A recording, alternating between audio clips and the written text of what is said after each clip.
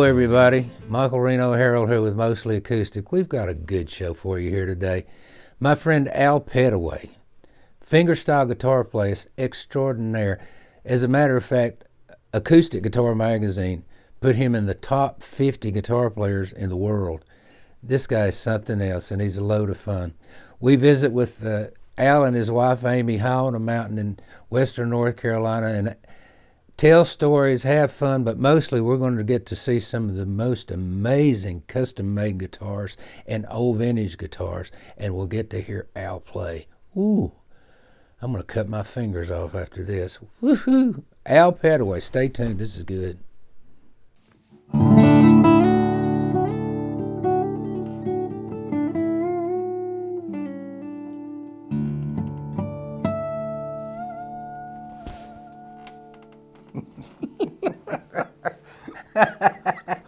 That's fun. Oh, boy, we got a good one today. I don't know what that means, but It's going to be fun. This is my friend Al Petteway, and I'm your old buddy Michael Reno Harrell here with Mostly Acoustic, and we're at Al and Amy's house, high on top of a mountaintop in western North Carolina. And thanks for having us up here. hey man, thank you for coming all the way up. It's a trek. I hate having to go down. Nobody sneaks up on you, do they? No, hear them coming from a mile off. Especially the dogs, they hear them Take coming. a look at this view out here. It's beautiful. Well, let's jump right into it. What's your first memory of music? Wow, this is going to be great. Probably, like a lot of people my age, it probably was beating on pots and pans, that kind of thing when I was a kid, you know. Mm-hmm. But that's a very fuzzy memory. And then Sure. I think I felt more like a percussionist, you know, growing up. I think it was kind of like the next thing I remember is playing the bongos. You know, my dad got me a little set of bongos and stuff, and I just really loved playing that stuff. So and I still do. I still love playing drums. But yeah, that's probably. I don't remember much beyond that until I got older. Right. Well, that's a good place to start with rhythm, isn't it? Timing's pretty important. I think personally, I think that's what most guitar players are missing, is that training, that rhythm training. Because I was all through high school, I was in the percussion section at school and all that, and then I went all through my career playing guitar, and then I got an injury in my left arm and ended up having to quit guitar for a while. So I took up drums again, and it was the best thing I ever did for my guitar playing. When I got back to playing guitar, I was 100% better in my groove, you know, the feeling, the rhythm. So I think that every guitar player ought to have some sort of training in just rhythm, because most people they want to back up their voice or whatever, and they don't even consider that. They just want to start playing chords right away. You know? Especially when you start playing by yourself in your room. Sure. You know? I was talking to Adam Steffi, a great mandolin player, and I said, man, your timing is just so on. He said, I always practice with a metronome. He said, timing is where I live. So, yeah. So was there music in your home growing up? Anybody else? No, my dad was a fan of guitar music. Yeah. That was a big deal. He was really into Chet Atkins. So I heard a lot of that growing up.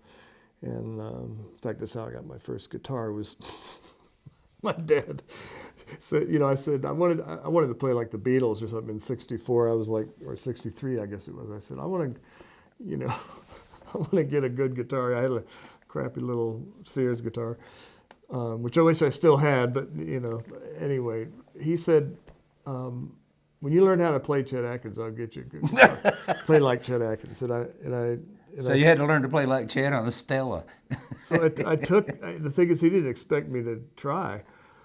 And I learned a couple of tunes, and then, this is in the wrong tuning, but like, let me see what.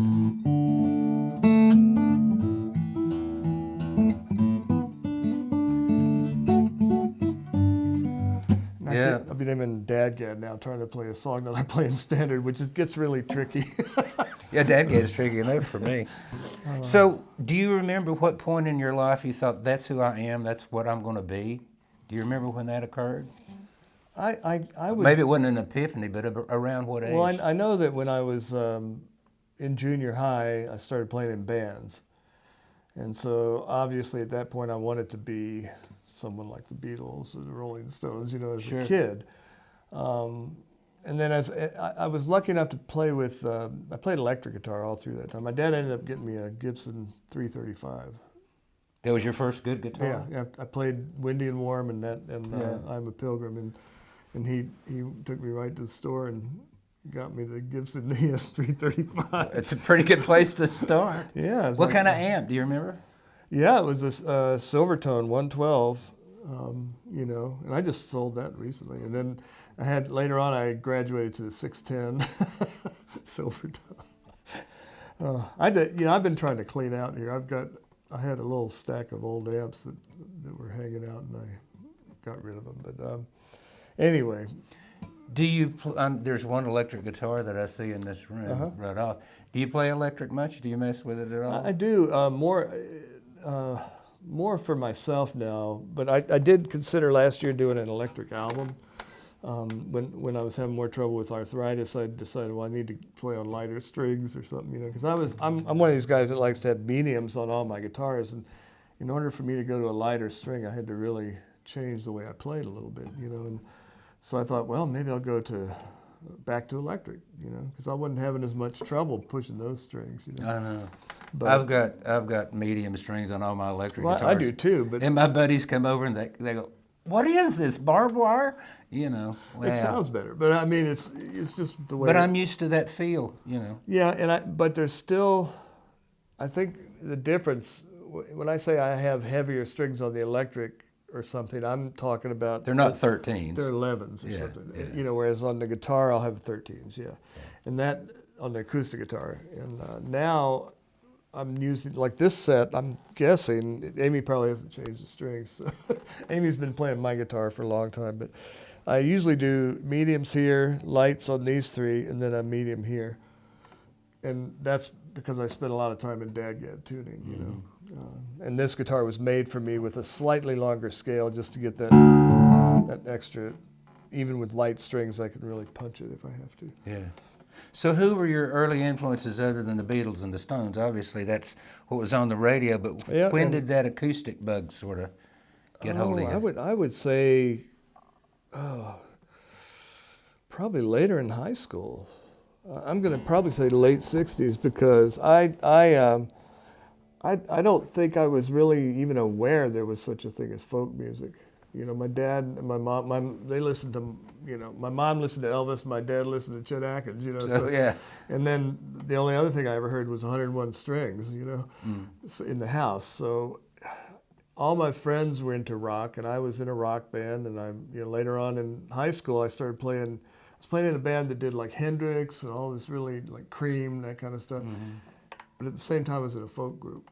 And so I got to play folk and get a different appreciation. And then I played stand-up bass with that. What was your first good acoustic guitar?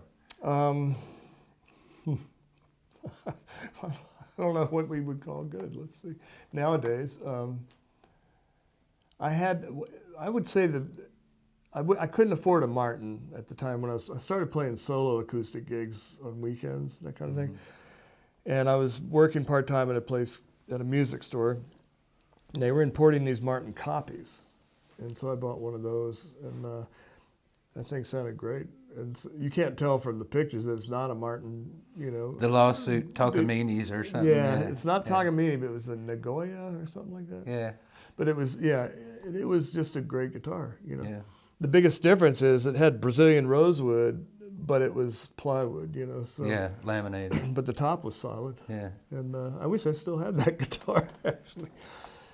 But I didn't get a Martin until probably in the 70s, you know. I was playing them all the time. I worked right next door to a place called the Folklore Center, and I used to go in there and play all their old Martins, and $300 I could have had anything I wanted, you know. Yeah. You know, back when, I say this all the time, but back when I was growing up, there were just old guitars and new guitars. The vintage hadn't been applied to guitars at that time. No, and people didn't know how their guitars were. They didn't care.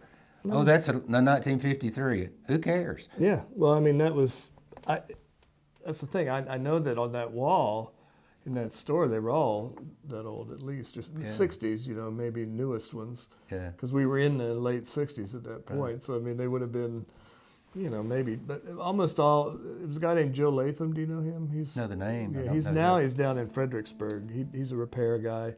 And he and this other guy ran this place called Folklore Center. And they had concerts. They'd bring in all the big folk people. And so I got to play with some of those people and play, you know, then the Birchmere, you were talking about the acoustic thing. Birchmere in Alexandria hired me as sort of a, I don't know what you, not exactly a house musician, but on-call musician. On-call guy, yeah. So if someone came in without a band, they needed somebody, they'd call me. So I got, you know. So you're from that Northern Virginia, D.C. area. Right. That area is just known for acoustic music, bluegrass, folk, a lot of that stuff. Tell us about that scene when you were in it. Well, when I was doing that kind of music, well, still, like I said, I was more, at the time, before I got into the acoustic stuff, the rock stuff, you could go to a concert, walk up on stage afterwards and hang out with the people and stuff. It was totally different than it is nowadays. You know that. Yeah. I mean, there wasn't anybody guard standing there. You Right. just walked back there and said, "Hey, how are you doing? You know, I'm one of your biggest fans," or whatever. But so I got to, you know, go backstage to sing with Peter, Paul, and Mary. I got to go up and talk to people after the Who concert and see the destruction on the stage and just all kinds of things. I was one of these curious 16-year-old kids. I went to Woodstock, you know, did the whole thing. I was just soaking in everything I could, every style. And then I quit playing. I played in the club scene for a while, mostly like funk and rock kind of stuff. Then I started having kids, so I had to quit. That's when I got into acoustic, is I said, well, I'm going to just play some acoustic guitar while I'm not gigging. And you were drawn to fingerstyle guitar. I assume that started with your dad wanting you to learn to play like Chet Atkins. Well, and also when I was doing the weekend sort of things at this, I forget what they called it, Steak and Ale or Jolly and Ox. They had a corner set up with a little spotlight. You know, you just play and some people listened. You know. Yeah. But I was doing a lot of James Taylor and that sort of stuff. So I really was learning what that style was, you know. Well, there's a whole lot in James Taylor to learn, isn't there? Oh, yeah. A lot of people, I remember when I was doing, you know, seafood restaurants and all that stuff, you know, up and down the East Coast. I thought, I'm going to learn me some James Taylor songs. Pretty quickly, I decided, you know, I think I'll stick with Jimmy Buffett. You know? There's a lot there. There is, and a lot of chords, and so I continued that fingerstyle even when I was sort of playing electric for a living. But I mean, it was not until after I quit playing the clubs that I really picked it up and started playing it. And I had started having kids, so I got a job. I worked at National Geographic. I hired as just a helping hand, and I ended up being a picture editor for the archives. So it was a great experience. I was there 18 years, but that's when I really developed as an acoustic musician. So you spent 20-some years in that Northern Virginia, Washington, D.C. scene, and then somehow you wound up down here. Unless you want to count the years I grew up. I grew up down there too, I mean, in that area. So probably 40 years. Yeah, from that area. But yeah. Active in the music scene. Right. So, sorry. I was trying to get comfortable. Okay. we got a friend here helping us. This seat is crazy if you move, because that's why I let you sit in that one. Thank you. Because this is a three-point seat, so if you lean it the wrong way, it'll fall over. Like I was trying to get my thumb pick out of my pocket in case I need it, but now I have it. Sorry. It's okay. So, what was the impetus for you to move south, and especially to the mountains of western North Carolina? Well, it's an interesting thing. I got asked by Jim McGill at the Swannanoa Gathering in Warren Wilson College. They do this yearly camp, music camp, and they have maybe 5 weeks that have different focuses. Yep. And the first year I came down to teach, I was sort of teaching guitar, but it was a folk week kind of thing. And we had, I don't know. Guitar and singer-songwriter and all, that's the same week typically. Yeah. Well, it is, and it started off that way. It started off, guitar was part of the folk thing. It's just like, okay, these people probably need some guitar lessons. Right. So I went down there the first year, and then there was enough interest that he said, would you like to head up a guitar program? And I said, At Warren Wilson? yeah. Oh, at the college? Yes, well, at the Swananoa Gallery. Oh, at the Gathering, yeah. okay. So, but that is related somewhat, because I said, well, you know, I don't really want to just, I have all my connections up in DC, you know, I don't, you know, so I went ahead and did it in the summer. And then they started getting me trying to move here, you know, and I loved it down here. It's just I mean, that where Warren Wilson College is so beautiful. It is. And so Amy came down with me, and we looked around, and, you know, the more we were down here, the more we didn't want to leave. It was sort of like we go home to DC and say, lock the doors, we're home, you know, and down here we just felt like we could just be ourselves and just enjoy everything without having to worry about being killed when you walked out of your car. But it was, I mean, Tacoma Park is where we were living, and it was a great place for music. I mean, tons of great musicians lived there, you know, folk musicians, and, you know, Kathy and Marcy were Yep. there, and Mary Chapin Carpenter was there for a long time. Amy Lou started out up there, didn't Yeah, she? Greg and Terry from Magpie. Yeah. They might still have a place there, but they lived there when we were there. And so you walk down the street. I mean, what's his name? The guy that used to play with the Chocolate Drops. He was a Tacoma Park guy too. And so you walk down the street or go to the post office, and you see 4 or 5 musicians that you really liked. And you'd hang out and talk, and it was just a great environment. But the other side of that is we were right on the border of one of the worst parts of Washington, D.C., and it was just kind of, it's just a little bit iffy to walk out at night and stuff like that. You know, but other than that, it was a great place. Well, I tell you, you made a big change from there to where you are right now. Yeah, and when we moved here, I mean, this tells you how much it's changed. It's been 18 or 19 years since we moved here. And when we first moved here, the first 5 years, we didn't have air conditioning or anything. You know, it was just, it never hit higher than about 85 ever. Yeah, you know? I mean, where we were pretty high. Yeah. And so we thought, this is great. And then, in the winter, maybe you'd have a few cold days, but it wasn't like it was up there. You know, You're right.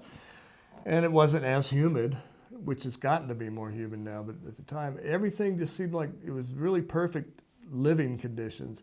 But now, I mean, I remember the day it hit 90 at our old house, and we were going, oh my God, we're gonna have to get an air conditioner. And that was after being here for 5 or 6 years. You probably don't use air conditioning up here much. At what altitude are you here? We're not that high here. We're like 3,100 feet. I think. Well, for the Blue Ridge, that's a decent altitude. We were at 43 at our other house. Yeah, So that was pushing it. You know. Yeah, Mount Mitchell is the tallest mountain east of the Rockies, and it's still under 7,000 feet. That's right. Yeah. So the Blue Ridge we're old mountains. We used to be big. They say that we used to be bigger than the Himalayas, but that's been over 100 years ago, I'll bet you. Well, my daughter used to live in Nederland, Colorado. It was about 8,000 feet, something like that. And I always used to kid her that I was actually up higher than she was, really, because they start at 5,000 feet. Yeah, right. Yeah, Denver's higher than here, That's right. And it's on the prairie.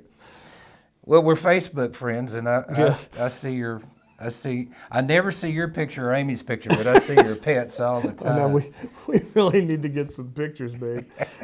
I see the view, I see the pets, and I wonder how the people are. Yeah. But you got 2 dogs now. 2 dogs, yep, and 2 cats. And 2 cats. And we may see one of the cats if you're lucky. Well, but at our house you will see 2 and one more if you're lucky. The new cat is he's getting big now, but he's got the most beautiful tail, and he walks around the house strutting this big tail, and he loves dogs. He just loves the dogs. He just rubs on them, and they play, and we got the ideal set of dogs and cats right now, because everybody's getting along, and we don't have to worry too much.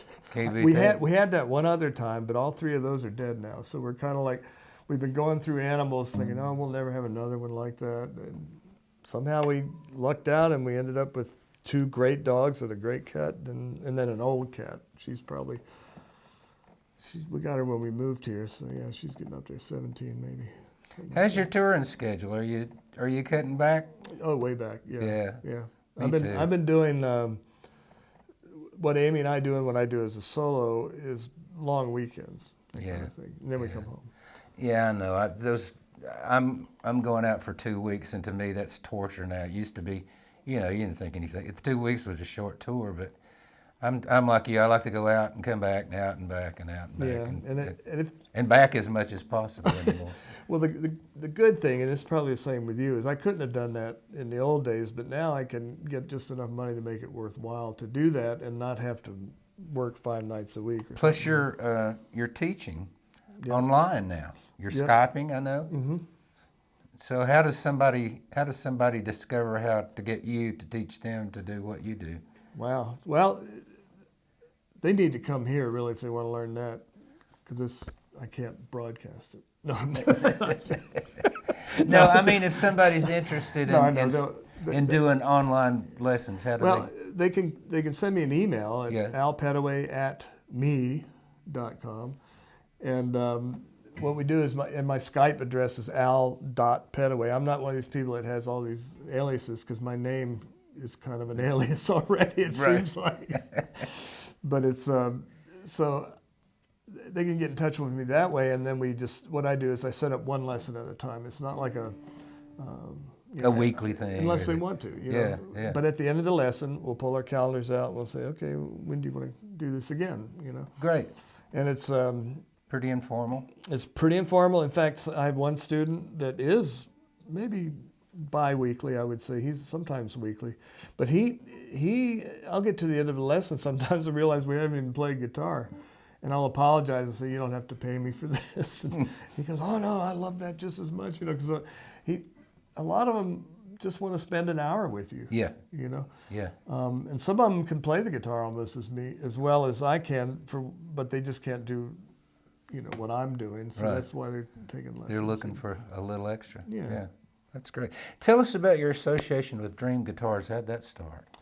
That was also shortly after I moved here. I got a call from Paul Huemler, who runs Dream Guitars, and which is right down the mountain. Yeah, it's actually 20 minutes from here, so it's on the opposite side of Weaverville. At Weaverville, North Carolina. Dream Guitars. Check it out. Yeah, I haven't been there in a couple of years actually, but it's I still, when they have something really special, we're still great friends. It's not like it's just that the way the economy's been, it's been harder to keep things constantly moving. But so anyway, Paul Huemler called me and asked me if we could meet for dinner somewhere, because he had something he wanted to talk to me about. And so it turns out Martin Simpson, who was a friend of mine and also someone that I idolized, as far as fingerstyle guitar, and Paul had this business together. I didn't realize that. And then Martin, when he said you're moving to North Carolina, he said, well, you should, if you're going to Asheville, you should look up Al. So that's how I got into that, and we hit it off. And he wanted me to be a partner, and I just said, you don't really know me, do you? I don't have any money. But anyway, it was a nice situation. So he hired me on almost a full-time basis at first. I would go over there, I would do photos of the guitar, I would do a audio recording of it, and then put it up online. Yeah, YouTube's full of them. Yeah, now they've evolved so that they do the whole video thing, and they have a whole way to compare guitars in their website, I think, where you can say, well, I want to see all the double O's, and then let me listen to them back to back, that kind of thing. And for a while, I was doing all their samples, and I would do something that would be pretty much the same tune for everyone, and then I would get a different style guitar and do a specific sort of tune for, say, an old L00 Gibson. If I had one of those, I would do more of a fingerstyle thing that would be more appropriate for that. I've noticed that, because if you were doing an arch top, you would do some swing stuff. Yeah, just sort of the style of the instrument would dictate that.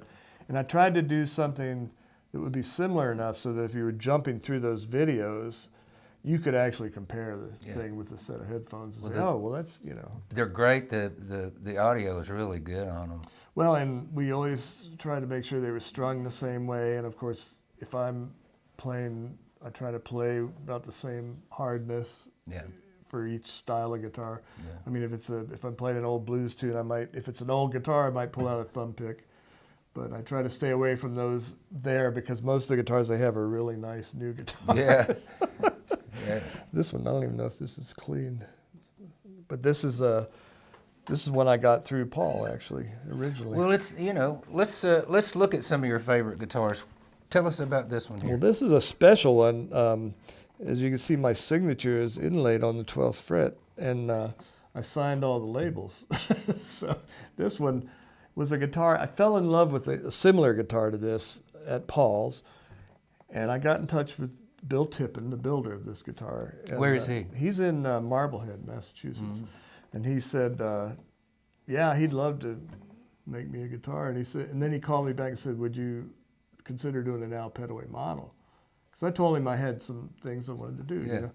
And so he came up with this thing, and all these different ideas, these bevels, you can't, maybe can't see them too well. We'll get close-ups of them. Yeah. There's a bevel there, bevel there, bevel there. It makes the whole guitar feel like it's just totally comfortable. Plus there's a sound port here. There's a sound port, which is sort of like having a personal amplifier. Yeah, I love them.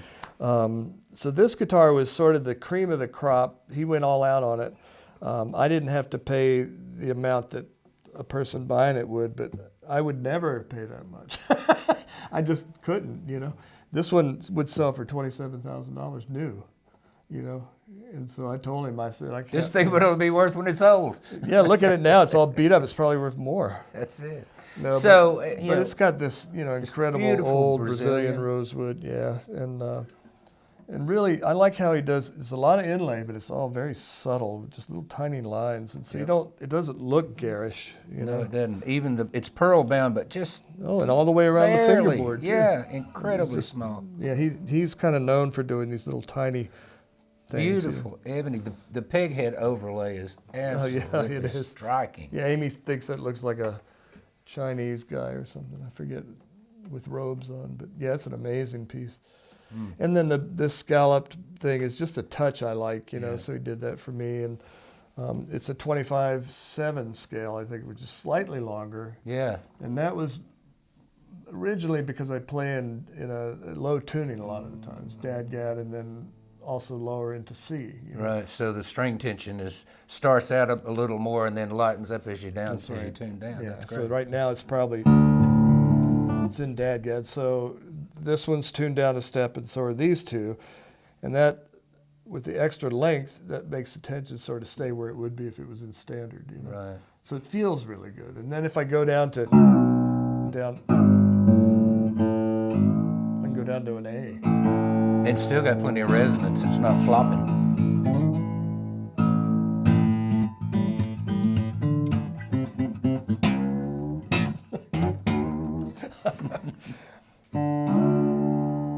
Well, let's look at another one while we're looking. Yeah.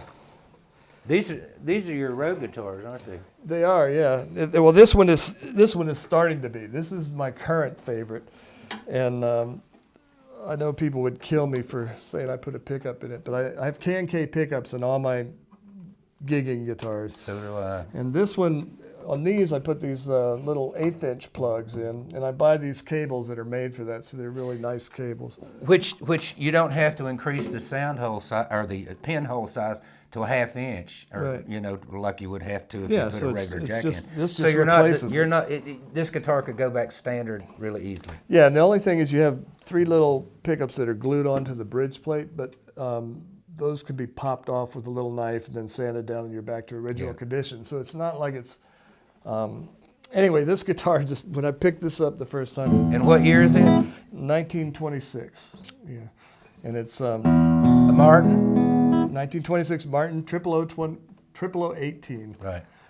Which means mahogany, and then I guess that's probably Adirondack. It's really wide grain on the top. And the mahogany, it's got this is when they were still doing a French polish. So it's a really interesting feeling. I love the way it feels. Oh, you can see some shadows on it here. It's had some decals on it. That's part of how I got it so cheap. Someone in the 60s had flowers on it. Oh, flowers. Isn't that great, though? Yeah, it is. If you look at it in a certain light, you see these different flowers. So it's definitely had its day. Jack Williams has those on his guitar, but kids did them with an eraser. Oh, really? Just erased off the gunk. Anyway, this one is the similar idea to the one that was custom made, because I didn't know this till I did a little research. Starting in about 1924 or 5, they started making the 18 model with the 25.4 scale. So this is 25 or 25 and a half, 25.4, right in there. Yeah, up there with the dreadnoughts. But still is a 12 fret, so that moves the bridge back just a little bit here into what people like to call the sweet spot. And to me, it really, I mean, right now Play us a little tune on it. I've got a set of light gauge strings on it, and they still feel plenty tight because of that extra.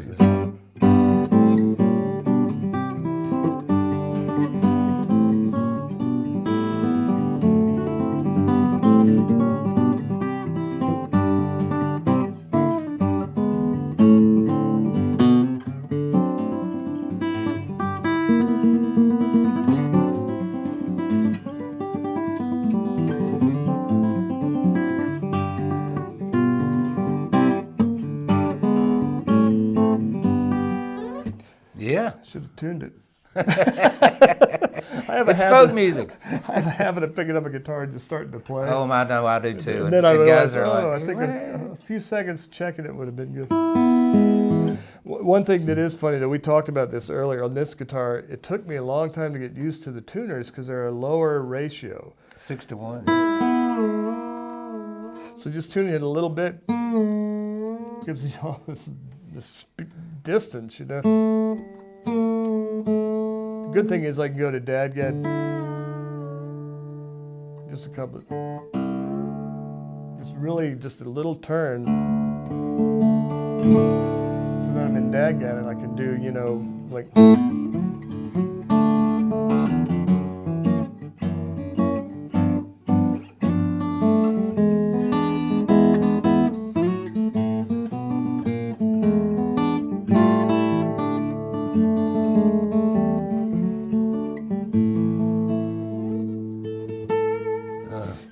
And also that extra scale length keeps it from getting floppy. I can do the same. Still get down there, even with the light gauge string, you know. And it's not just flopping. Almost. But I keep thinking I'm going to write something.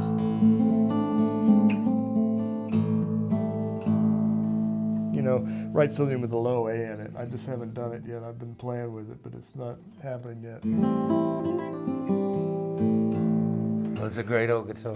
What else have we got here? Ooh, look at this. That's a cool guitar. Here, I can swap you. Yeah. You go, I'll go inside. You go. There you go. Sorry. You feel how much difference in weight that was? Oh, Lord. This is what, you said this was 3 pounds? A little under 3. Oh, man. Yeah. And this one is pretty much a standard. You have to have a strap to keep it from floating away. Huh? That's about right. Every time I pick it up, I've gotten so used to that now, especially with my old bones. You know, that light guitar, if I'm standing up, feels so good. Now, what is this? This is one, there's a guy named John Slobot up in Maine, Portland, Maine, and he makes what are kind of, I guess he doesn't advertise them as reproductions, but the name of his company is Circa, and he does mostly like old Martin stuff. He even does bird beak connectors on some of the old ones. This one doesn't have that. It's got a fake one, I guess. But he's known as one of the best guys in the world for doing these Martin things. And I saw this guitar. He had already made me one, sort of like a custom one like that. I don't have it out. It's in the other room. I should have brought that. But it was sort of a custom model. It's 12 fret with the long scale that I like, and I mean the one that he made for me.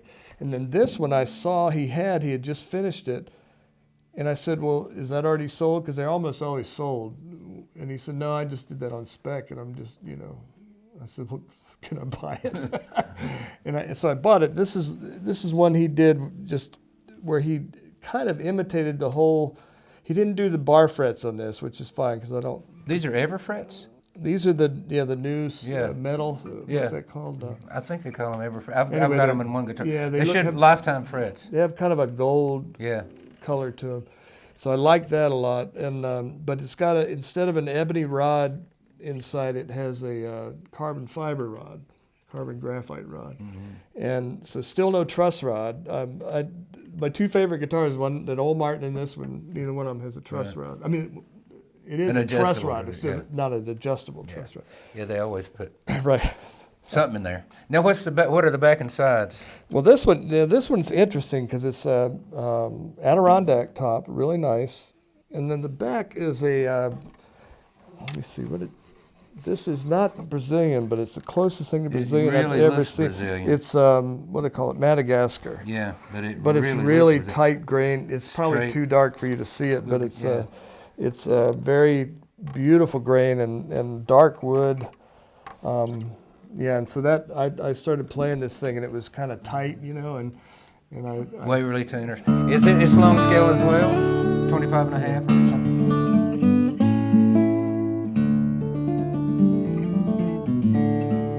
That's a mixture of two things.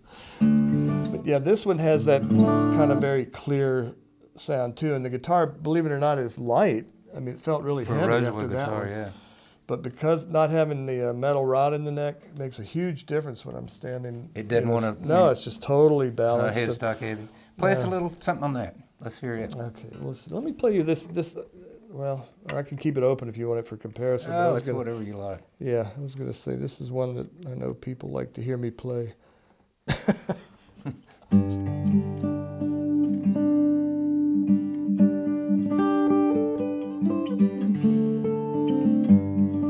Okay, so, well.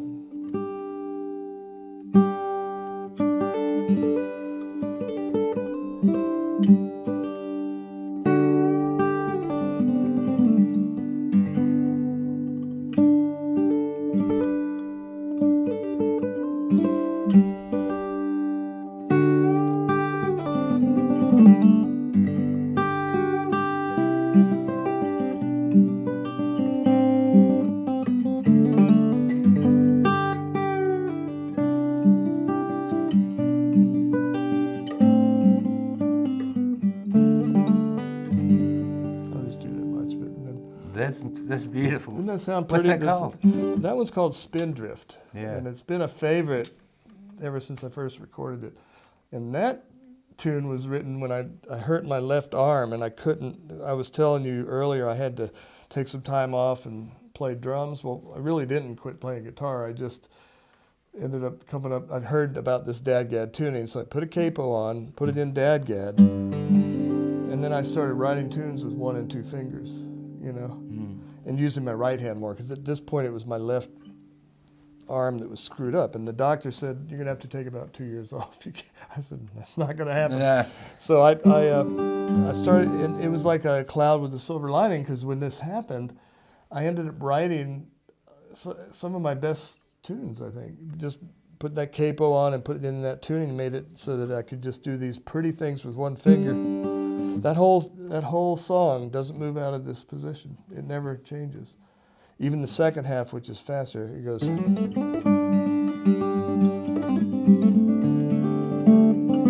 Well, I was wrong there, didn't I?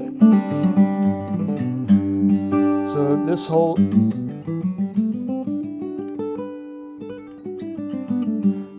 Everything's just right there. Just 2 and 4, and then the open strings. And I started figuring out that I could do cross string playing where I can go.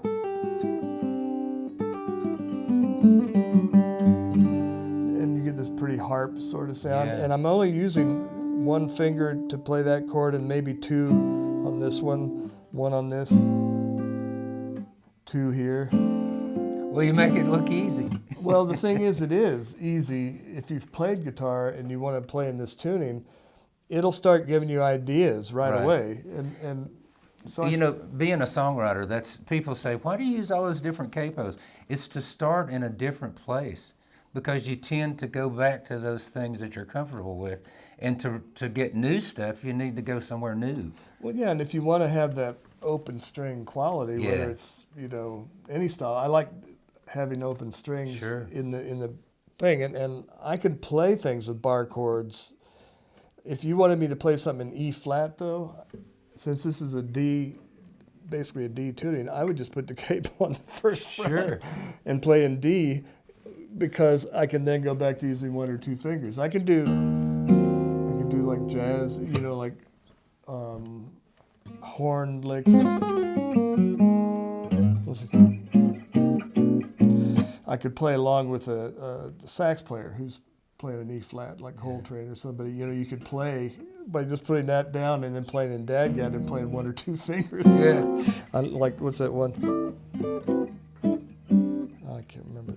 Anyway, I like taking the guitar in this tuning and seeing what's possible, you know. And so I've ended up writing a lot of stuff that people think is, you just don't think of it as that tuning. Like, I might do something that would sort of sound like you're in standard, like this. You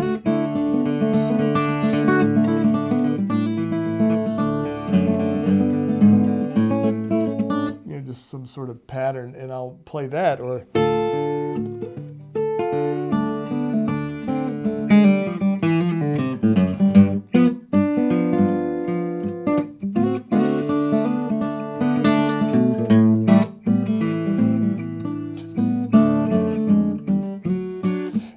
to me, it's like it's become my standard now. I can play anything I want to play, you know, stylistically. Fun.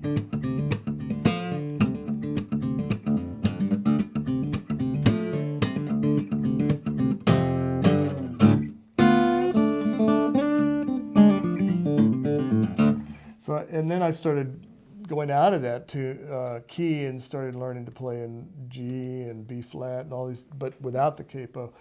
So now I feel like I'm at the point where whichever guitar I pick up, if you were to pick up and say, you want to play on this tune, I could do it. You know, even I wouldn't have to say, well, let me switch back to my other guitar. Let me take a minute to retune. I can just play it, you know. So that's home now. Yeah. So I know it probably not as well as standard, but pretty darn close, you know.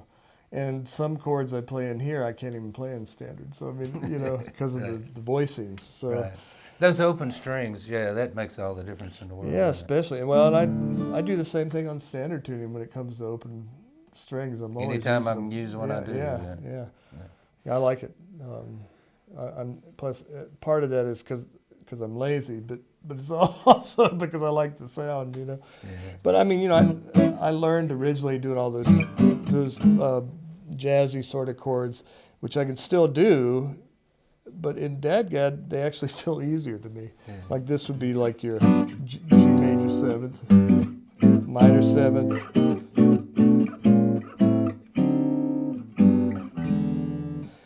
The chords aren't any harder. They're just slightly different shape, you know. Yeah, and different. So it gives it a different color, doesn't it? It does sometimes, yeah. Especially if you hit the wrong note.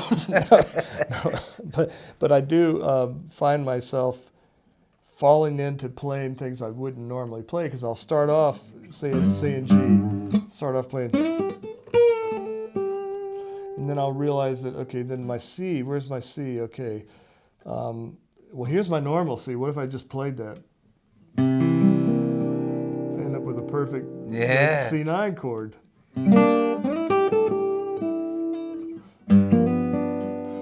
And then my 5 chord is D, so I don't have to worry about getting that. It's way down here.